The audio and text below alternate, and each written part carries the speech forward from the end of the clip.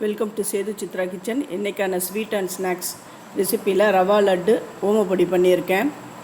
இதை ரொம்ப 10 நிமிஷத்தில் ஈஸியாக பண்ணிடலாம். அது எப்படின்னு பாருங்கள். ஃபஸ்ட்டு லட்டுக்கு தேவையான பொருட்கள்லாம் பார்த்துக்கோங்க. 1 கப்பு ரவை, அரை கப்பு சர்க்கரை, முந்திரி, பாதாம், பிஸ்தா, ஏலக்காய், திராட்சை, குங்குமப்பூ.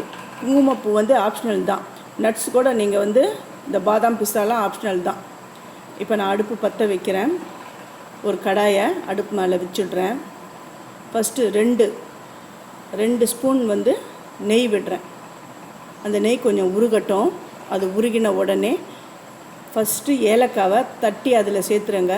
அப்போ தான் நல்லா அந்த ஏலக்காவுடைய ஃப்ளேவர் ரொம்ப நல்லாயிருக்கும் அந்த லட்டில். இது கொஞ்சம் எண்ணெயில் லைட்டாக பொரியட்டும். இப்போ நட்ஸ்லாம் நம்ம வச்சுருக்கிற நட்ஸ் எல்லாம் இதில் போட்டுடலாம். ஃபஸ்ட்டு முந்திரியை நான் ஆட் பண்ணிடுறேன். அது மாதிரி 1 by 1 நான் பிஸ்தா அப்புறம் பாதாமெல்லாம் நான் இதில் ஆட் பண்ணிடுறேன். இது கொஞ்சம் செவந்த உடனே லைட்டாக செவக்கணும். அப்போ உடனே திராட்சையை சேர்த்துடணும்.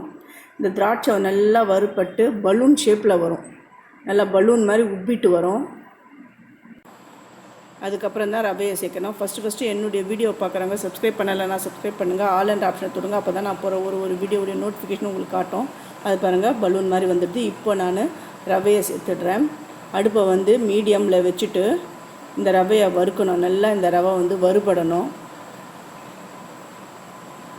அது வரையும் நல்லா அந்த அடுப்பில் வறுக்கணும். இப்போ நல்லா ரவை வறுபட்டுடுது. ஸ்டவ்வை ஆஃப் பண்ணிவிட்டு அதுக்கப்புறம் தான் நம்ம சர்க்கரையை சேர்க்கணும். சர்க்கரை நான் பொடி பண்ணிவிட்டு தான் நான் இதை சேர்க்குறேன். இது எல்லாம் ஒன்றோடு சேர்ந்து வர அளவுக்கு நல்லா கலந்து விடணும். இந்த ஸ்வீட் சட்டுன்னு செஞ்சிடலாம். இது ஒரு மாதம் வரையும் வெளியிலே வச்சாலும் கெடாது. அவ்வளோ நல்லாயிருக்கும். இது குங்குமப்பூ சேர்க்குறேன். இது ஆப்ஷனல் தான். இருந்தால் சேருங்க, இல்லைன்னா வேண்டாம். எல்லாத்தையும் நான் கலந்து விட்டுட்டு அப்புறமா நெய் சூடு பண்ணி இதில் விட்டு லட்டுகள் பிடிச்சிடலாம். இப்போ நான் அடுப்பை ஆன் பண்ணிவிட்டு நெய் வைக்கிறேன். இந்த நெய் கொஞ்சம் உருகட்டும். உருகின உடனே கொஞ்சம் கொஞ்சமாக சேர்த்து அந்த ரவையில் சேர்த்து நம்ம லட்டு பிடிச்சிடணும். அந்த வறுத்து வச்சுருக்கிற அந்த ரவையெல்லாம் ஒரு தட்டில் நான் சேர்த்துடுறேன். இது கொஞ்சம் வெதுப்பான சூடில் இருக்கணும். இப்போ நெய்யை இதில் சேர்க்குறேன். நெய் நல்லா சூடாக இருக்கும். நீங்கள் பார்த்து கொஞ்சம் வெதுப்பாக இருக்கும் பொழுது லட்டு பிடிச்சிடலாம். இது ஒரு மாதம் ஆனாலும் கெடாது. இந்த பால்லாம் விட்டு சேர்த்திங்கன்னா அது ஒரு வாரம்தான் இருக்கும். நீங்கள் பால் விடாமல் நெய்யிலேயே நீங்கள் இந்த மாதிரி உருண்டை பிடிங்க. சட்டுன்னு ஈஸியாக செய்யக்கூடிய ஸ்வீட்டும் இது. ரொம்ப டேஸ்டான ஸ்வீட்டும் இது. இந்த மாதிரி எல்லா லட்டுகளையும் நான் பிடிச்சி வச்சிட்றேன். இது ரொம்ப நல்லா சாஃப்டாகவும் இருக்கும் இந்த லட்டு. இதை பாருங்கள், இதை பிடிச்சி வச்சுட்டேன் பாருங்கள். ஃபஸ்ட்டு பிடிக்கும்பொழுது அப்படியே பிடிப்படாது. நல்லா அழுத்தி தான் நம்ம அதை பிடிக்கணும். இது கடைசி எல்லா ரவையும் எடுத்து ஒரு குட்டியாக லட்டு பண்ணிட்டேன். சூப்பரான ரவா லட்டு ரெடி ஆகிடுது. இப்போ ஒரு ஸ்நாக் ஐட்டம், அதுக்கு ஓம்பொடி பண்ண போகிறேன்.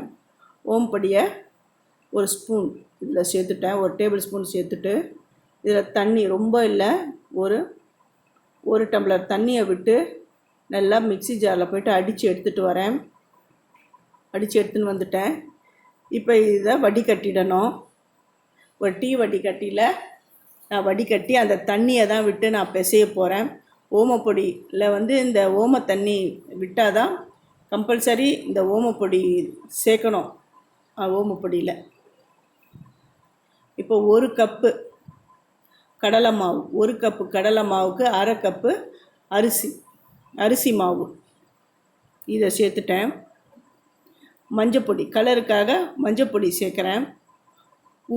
உப்பு தேவையான அளவு நீங்கள் விட்டுக்கோங்க. பெருங்காயத்தூள், எண்ணெய் ஒரு அரை குழிக்கரண்டி சேர்த்துட்டு எல்லாம் ஒன்று சேர வரா மாதிரி பிசைஞ்சு விட்டுக்கணும். நீங்கள் நெய் இருந்தாலும் சேருங்க, இல்லை வெண்ணெய் இருந்தாலும் சேருங்க, உங்களுடைய இஷ்டம்தான். நான் எண்ணெய் விட்டுட்டேன். இப்போது அந்த ஓமப்பொடி தண்ணி இதுவை ஓமத்தை நம்ம வடிகட்டின தண்ணியை இதில் சேர்க்கணும். கொஞ்சம் கொஞ்சமாக சேர்த்து நல்லா பிசையணும். இந்த மாதிரி இருக்கணும். நல்லா கெட்டியாகவும் இருக்கக்கூடாது, தண்ணியாகவும் இருக்கக்கூடாது. அதாவது அந்த அச்சில் புளிகிற பதத்துக்கு நம்ம பிசைஞ்சு வச்சுக்கணும். இதுதான் அந்த ஓமப்பொடி புளிகிற தட்டு. இது அச்சு. இதை இந்த முறுக்குழாயில் செட் பண்ணிவிட்டு, இப்போ எல்லா முறுக்குழாயிலும் இந்த மாதிரி இருக்குது.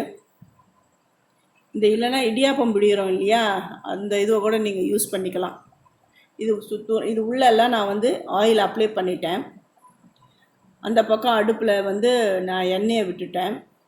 எண்ணெய் சூடாகிட்டு இருக்குது. இதுக்கு எண்ணெய் நல்லா கொஞ்சம் சூடாகவே இருக்கணும். ஒன்று போட்டு பார்க்குறேன். இல்லை, இன்னும் காயலை, இன்னும் கொஞ்சம் நல்லா காயணும். நல்லா காஞ்சிருக்கு. இப்போ ஓமப்பொடியாக பிழிஞ்சிடுறேன். ஆனால் ஜாக்கிரதையாக பிழியுங்க. அந்த எண்ணெய் சுடுது இல்லையா, அது கையிலலாம் அந்த சூடு அந்த ஆவி அடிக்கும். கொஞ்சம் பார்த்து தான் பண்ணணும். இதை கடகடன்னு பிழிஞ்சு எடுத்துடுங்க. இது ஒரு பக்கம் நல்லா வெந்து வரணும். நல்லா கிறிஸ்பாக. இதை பிளெயின் மிக்சர் கூட சொல்லுவாங்க. நல்லா அந்த பபிள்ஸ்லாம் அடங்கிடுது. அவ்வளோதான். இப்போ திருப்பி போடுறேன் பாருங்கள். இதுவும் நல்லா பபிள்ஸ்லாம் அடங்கிடுது. ஓமப்பொடி ரெடி ஆகிடுது. இதை எடுத்து வச்சுட்டு அடுத்து ஒரு டேர்மை நான் பிழிஞ்சு எடுக்கிறேன். கையிலலாம் அந்த எண்ணெயுடைய ஹீட்டு அடிக்கும். இதை பண்ணும்பொழுது பார்த்து பத்திரமாகவும் செய்யுங்க.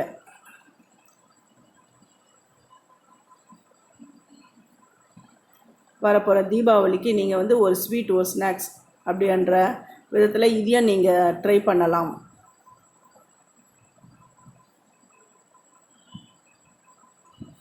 இது ரொம்ப வேலையும் இழுக்காது. இதெல்லாம் வீட்டில் இருக்கிற பொருளை வச்சே கடகடன்னு பண்ணிடலாம். கடைசியில் கருவேப்பிலையும் போட்டு பொரிக்கிறேன். அந்த சலசலப்பெலாம் அடங்கிடுது பாருங்கள். அடங்கின உடனே அது மேலே நான் ஓமப்பொடி மேலே போட்டுவிட்றேன். அந்த ஃப்ளேவருக்காக தான். பாருங்கள், லட்டு ஓமப்பொடி ரெடி ஆகிடுது. ரொம்ப டேஸ்டான சிம்பிளான ஒரு ஸ்வீட் அண்ட் ஸ்நாக்ஸ் இது.